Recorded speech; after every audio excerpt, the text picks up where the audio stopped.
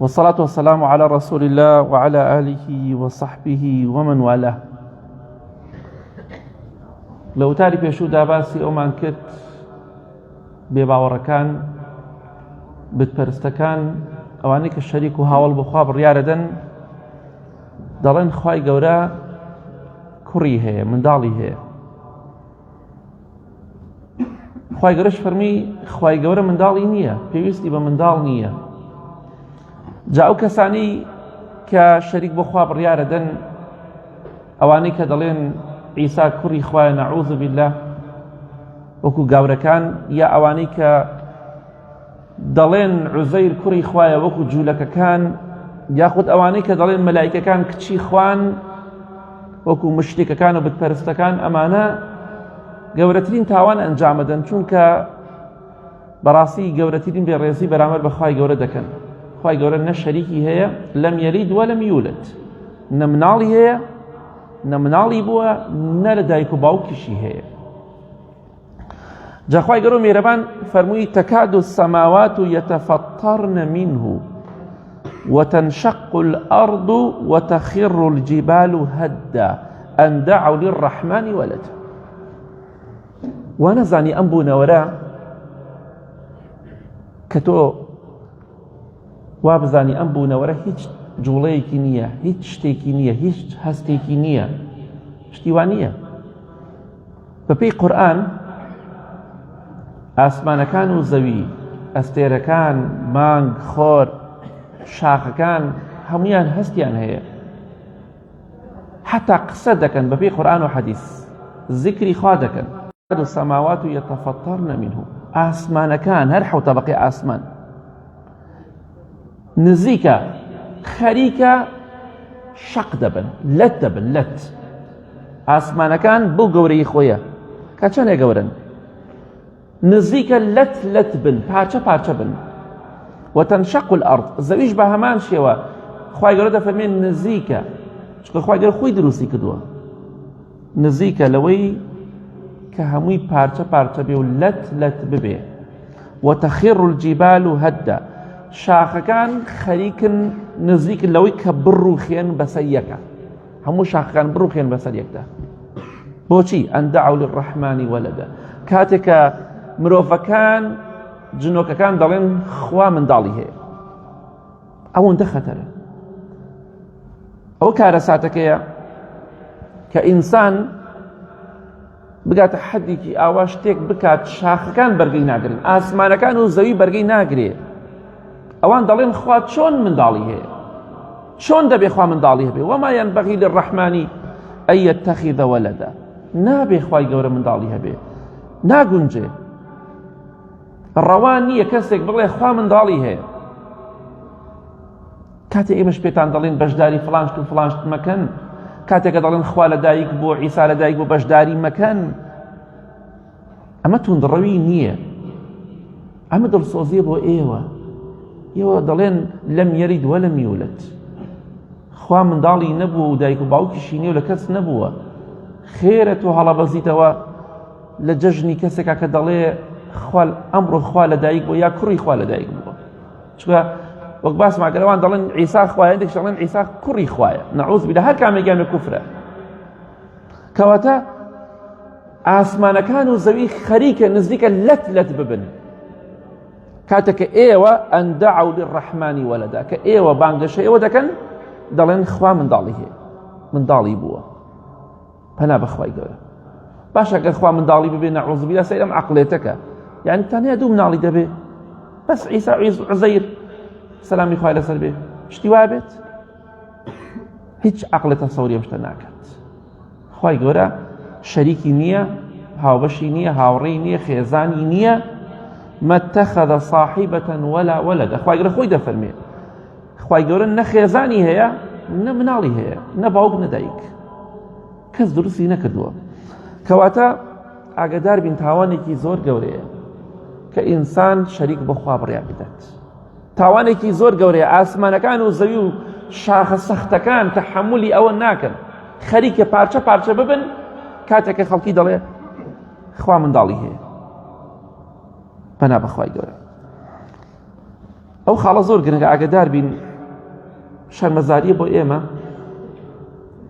کە بێڕۆحەکان، شاخەکان، دارەکان، بەردەکان هەموو ئەوانە لە ئێمە زیاتر ملکەتی فەرمانی خوا بن، ئەوان لە ئێمە زیاتر لە خوا بترسن. حتا خوا گەورە لە قورئانە ئەفەرمێ وَإِنَّ مِنْهَا لَمَا يَهْبِطُ مِنْ خَشْيَةِ اللَّه. ئەمە ئاەتی قورئانە. خوای گەورە خۆی مەخلوقی دروست کردووە، دەزانێ چۆنن و چۆن نین. کەسێ لە خوا زاناتری بە بوونەوەرە نییە. دەی خوای گەورە دەفەرمێ هەندێک جار لە شاخەکان و هەندێک بەرد هەیە لە بەرد دەکەوێتە خوارەوە، تۆ ئازانێ تەبیعیە. هەندێک لە بەردەکان وَإِنَّ مِنْهَا هەندێک بەردەکان دەکەونە خوارەوە یا شاخەکان دەڕمێن لە چییە؟ من خەشیەتی الله، لە ترسی خوا. لە ترسی خوا دەکەوێتە خوارەوە بەر ئەو بەدە زەبەلەح. ئەو شاخە ئینهیار دەکەوت دەهێتە خوارەوە فڵان شوێن شاخێک ڕۆچوو. ئەوانە زۆربەی لە ترسی خوایە. ئاەتی قورئانە. ئەوەی باوەڕی پێ نەبێ موسڵمان نییە. تەواو. ئەوە شەرمەزاریە کە بەردەکان، دارەکان، حتا ئاژەڵەکان لە ئێمە لە زیاتر لە خوا بترسن. لە کاتێکە خوای گەورە شەریعەتی بۆ ئێمە ناردووە، خوای گەورە پێغەمبەری بۆ ئێمە ناردووە سەلامی خوای لەسەر بێت، خوای گەورە قورئانی بۆ ئێمە ناردووە، ئەوە کارە ساتە شەرمەزاریە مرۆڤەکان بەقەد بێڕۆحەکان ترسی خوایان لە دڵان نەبێت. ئەوان ملکەچترن. ئەو بەداخەوە ئێمە وانی بەو شێوەیە. خوای گەورە دەفەرمێ ئین كل ئەو عەرەبی زانین کول دەزانێت کول یعنی چی. إن كل من في السماوات والأرض إلا آتي الرحمن عبدا. خوای گەورە دەفەرمێ هەرچی لە ئاسمانەکان و زەویدایە، ئاسمانەکان زەوی، ئەوەشی کە لە نێوان ئاسمانەکان و زەویدایە، واتە هەموو مەخلوقات و بوونەوەر. إلا آتي الرحمن عبدا، إلا دێتە خزمەتی خوای پەروەردگار و ملکەچی دەبێت، عەبدایەتی بۆ خوا دەکات. لە ئاەتی قورئان هاتووە ئاسمانەکان و زەوی ئەوەشی کە لە ناویدایە هەمووی دەڵێ سبحان الله، سبحان الله وبحمده. وا نەزانی قسە ناکەن، بەس ئێمە گوێمان لێ نییە. خوای گەورە دەفەرمێ لە قورئانە تسبح له السماوات السبع والأرض ومن فيهن وإن من شيء إلا يسبح بحمده ولكن لا تفقهون تسبيحهم. هەرچی لە ئاسمانەکان و زەویدایە، ئەوەشی لە نێوان ئاسمان و زەویدایە، هەرچی بوونەوەرەیە هەمووی سبحان الله بۆ خوا دەکات، هەمووی قسە دەکات، هەمووی دەڵێ سبحان الله وبحمده. بەڵام خوای گەورە دەفەرمێ ولكن لا تفقهون تسبيحهم. ئێوە گوێتان لە سبحان الله ئەوان نییە، گوێتان لێی نییە. گوێمان لێ وایە هەر شێتە ونشێت، هەر عەقڵمان لەدەستەدا تەحەموڵ ناکەی. دانیشتیتە هەموو شتێک زیکری خوا دەکات، دار، بەرد، دیوار، سەقف، هەموو شتە زیکری خوا دەکات. ئەگەر ئێمە خوای گەورە گوێمانی وا لێ نەکردایە تەحەموڵی شتانەمان ناکرد. هەر گوێمان لە عەزابی قەبر وای تێکەچووت، بەس عەزابی قەبر تێکەچووت، تەحەموڵمان ناکرد. خوا زۆر بەڕەحمە بەرامبەر بە ئێمە. کاتە ژیانمان لەسەر زەویان نەمانەتوانی بژین بە هیچ جۆرێک. گوێمان لە شاخەکان وایە زیکری خوایان دەکرد، دار و بەرد تەحەموڵمان نەدەکرد. ئەمە ئاەتی قورئانە هەمووی. بەڵام خوای گەورە دەفەرمێ ئێوە گوێتان لە دەنگی ئەوان نییە، ذکر و سبحان الله ئێوان نابیستن. حتا خوای گەورە دەفەرمێ ويسبح الرعد بحمده. ئەو هەورە تریشقەیە، ئەو هەورە بروسکەیە کە دەنگێکی لێوە دەنگ، ئەو دەنگە زانی چییە؟ دەڵێ سبحان الله وبحمده. خوای گەورە لە قورئانە فەرمێ ويسبح الرعد بحمده، واتە ئەو هەورە بروسکەیە سبحان الله والحمد لله دەکات، دەڵێ سبحان الله وبحمده. بەس ئێمە لی تێناگەن، چۆن کابرایەک خوێنواری نییە، کەسێک بە ئینگلیزی بە کۆری بە فەڕەنسی قسەکە لی تێناگا، تۆ لی تێگەی ئەزانی دەمەجۆڵێ بەس نازانی چێڵێ. هەورەکەش وایە بە هەمان شێوە دەنگی لێوە دی، بەڵام تۆ نازانی، چونکە تۆ ئەو شتە نازانی، زمانی مەخلوقاتی ئاوازە. کەواتە خوای گەورە فەرمی هەرچی لە ئاسمانەکان و زەویدایە هەمووی عەبدایەتی بۆ خوا دەکات، هەمووی ملکەتی خوایە، ئیلا مرۆڤەکان نەبێت کە زۆر جار سەرپێچی دەکەن یاخی دەبن. خوای گەورە دەفەرمێ لە قورئانی پیرۆزە ئەی محەممەد صلی الله علیه وسلم تۆ نابینی سەجدە بۆ خوا دەبن، نەک هەر زیکر دەکەن. ئەمە ئاەتی قورئانە. ئەوی بڵێ باوەڕم پێ نییە یا بە گومان بێ لی مەنا بخوا کوفری کردووە. ئەو بێ باوەڕەیە کە ئینسان لە قورئان بە گومان بێت. شتێ خوا فەرمێتی من چۆن گومانم لێتی، هیچ گومانێکم 100% باوەڕم پێیەتی. خوای گەورە دەفەرمێ نابینی کە هەرچی لە ئاسمانەکان و زەویدا هەمووی سەجدە بۆ خوا دەبن، خۆر، مانگ، ئەستێرەکان، دارەکان، ئاژەڵەکان، وەشەجەری وەددەواب، هەموو گیان لەبەران، حتا مێروولەکانیش. حەدیثە هاتووە کە مێروولە ماسیەکان دوعای خێر بۆ موسڵمانان دەکەن.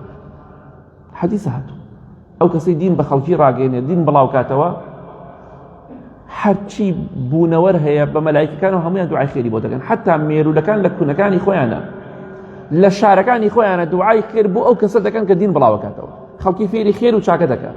خوای کەسانەمان بگێڕێ یا ڕەبی. مێروولەکان هەمویان دەڵێن خوای لە فڵان کەس خۆش بە پەیامەکەی تۆ دەگەێنە بە خەڵکی. تۆڕە کۆمەڵایەتەکانت بێ، فەیسبووکێک دێت دین بڵاو کردەوە، وازە گۆرانی فلیم بێنە، دین بڵاو کردەوە، با خەڵ پێت بڵێ دیندارە، چیت پێڵێن خەڵ پێت بڵێ گرنگەوەیە تۆ لەو کەسانە بی کە مەلایکی خوا دوعای خێرت بۆ بکە. مێروولەکان و ماسەکانی ناو بەحرەکان هەمووی دوعای خێرت بۆ بکەن. وەڵڵا خەڵکەیە سوێن بەخوا یا ڕەبی خوا لەو کەسانەمان بگێڕێ. خەڵکەیە وەڵڵی لەم سەرزەوێدا دعوە دەکات، بانگەوازی خوا دەکات. وەڵڵی هەرچی محیتەکان ئەو محیتە گەورانە کە هەیە، چی ماسی و حوتی دەهەمی دوعای خێری بۆ کات، هەرچی مێروولە هەیە دوعای خێری بۆ کە، هەرچی گیان نەبەرێ دوعای خێری بۆ کە، هەمووی دەڵێ خوای لە فڵان کەس خۆش ناویشی دەهێنن. ئەمە کەرەم و فەزڵێکە خوای گەورە بە هەموو کەسێکی نادە. بانگەواز کە، خوێنەواریت نییە خۆ دەتوانی قورئان بڵاو بکەیتەوە، خوێنەواریت نییە خۆ دەتوانی وتار بڵاو بکەیتەوە. ئەمە کەی قسەیە؟ دەتوانی خوتبە بدەی بەبێ خەتیب بی، وتار بڵاو کەرەوە. چی وتارێک بەسوودە بۆ دنیا و قیامەتت بڵاوی کەرەوە برای بەڕێز، لەوانەیە دوای 20 ساڵ خەڵکی سوادەی لێ بکەیت. کەواتە خوای گەورە فەرمی هەمووی سەجدە بۆ خوا دەبن، بەڵام ئێمەوان نین. خوای گەورە دەفەرمێ لەقەد ئەحصاهم وعدهم عدا وكلهم آتيه يوم القيامة فردا. خوای گەورە دەفەرمێ سوێن بە گەورەی خۆم، هەر هەمویانی خوای گەورە سەرژمێر کردووە، یەک بە یەک هەموو شتەکانی ژماردووە، هەر هەمووشیان لە ڕۆژی قیامەتا دێنە پێشەوە بە خزمەتی خوای گەورە.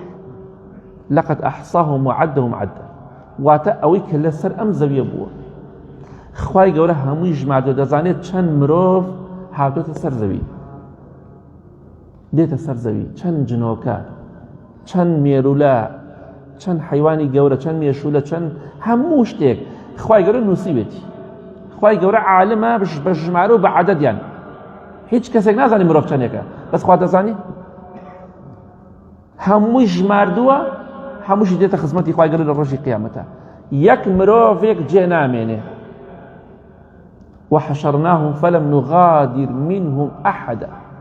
خەڵکی هەمووی کۆ دەکەینەوە، یەک نەفەرێک جێ نامێنێ، یەک نەفەرێک نییە لەم سەرزەوی ژیابێ ساحی مەحشەر نەبینی، حتا گیان لەبەرانیش. خوای گەورە هەمووی ژماردووە، بەڵام دەفەرمێ وكلهم آتيه يوم القيامة فردا. هەمووشی هەر کەسێک لە ئێوە بە تەنها دێتە خزمەتی خوای گەورە. لە حەدیثی صحیح بخاری مسلم دەهاتووە، پێغەمبەری خوا دەفەرمێ صلی الله عليه وسلم هیچ کەسێک نییە لە ئێوە، ما منكم من أحد، هیچ کەسێک نییە لە ئێوە إلا وسيكلمه الله يوم القيامة ليس بين الله وبينه ترجمان. ئەم ڕۆژە خۆتی بۆ ئامادەکە. خوای گەورە فەرمی هەمووتان یەک بە یەک ئەگەڕێنەوە بەلای خوا، دێنە خزمەتی خوا، محاسەبەتان دەکات. خۆشەویستی خوا فەرمی صلی الله عليه وسلم هیچ کەسێک نییە لە ئێوە، کەواتە مەڵێ من بەهەشتیم، مەڵێ من کوڕی فڵان کەسم، هیچ کەسێک نییە لە ئێوە باش و خراپتان، حتا بە پێغەمبەرانیشەوە سەلامی خوایان لەسەر بێ، ئیلا دەبینی هەمووی دێتە خزمەتی خوای گەورە. دەفەرمێ خوای گەورە قسەی لەگەڵ ئاکات، گفتوگۆی لەگەڵ ئاکات لە ڕۆژی قیامەتە. هیچ کەسێک نییە لە ئێوە ئیلا خوا گفتوگۆی لەگەڵ ئاکە، خوای گەورە بەرامبەر دۆسا و گفتوگۆ لەگەڵ ئاکات. بەڵام لە بینی تۆ خوای گەورە تەرجومان نییە، چونکە هەموو شتێک، هەموو زمانێک بە فەرمانی خوا دروست بووە. کابرای کە بە عەرەبی قسەکە بە ئەمری خوایە، منش بە کوردی قسەکەم بە ئەمری خوایە، هەمووی خوا فێرمانی کردووە. علم الإنسان ما لم يعلم، ئەوەی کە ئینسان نێزانیە خوا فێری کردووە. کەواتە هیچ کەسێک فەزڵی بەسەر هیچ کەسێکان نییە. یەکێک لە خۆشەکانی ئەم ئیسلامە زانن چییە؟ سەیری هەموو قورئان بکە، هەموو قورئان، سەیری هەموو حەدیث بکە، یەک ئاەتێک نییە، یەک حەدیثێک نییە باسی فەزڵی عەرەب بکە، بەڵێ عەرەب فەزڵی بەسەر غیری عەرەب هەیە، شتی وا لە دینە نییە، بڕۆ هەمووی بگەڕێ باس حەدیث صحیحەکە هەیە، هەبووە حەدیثی هەڵبەسراوی دروست کردووە. ئەو ئیسلامە دینی عەرەب نییە، دینی خوایە. بڕۆ سەیری قورئان کە خوای گەورە مەدحی کەسانێک دەکا هەر عەرەب نین، هەر عەرەب نین. کەواتە ئەم ئیسلامە دینی عەرەب نییە، زمانی عەرەبی باشترین و دەوڵەمەندترین زمانە لەسەر زەویە.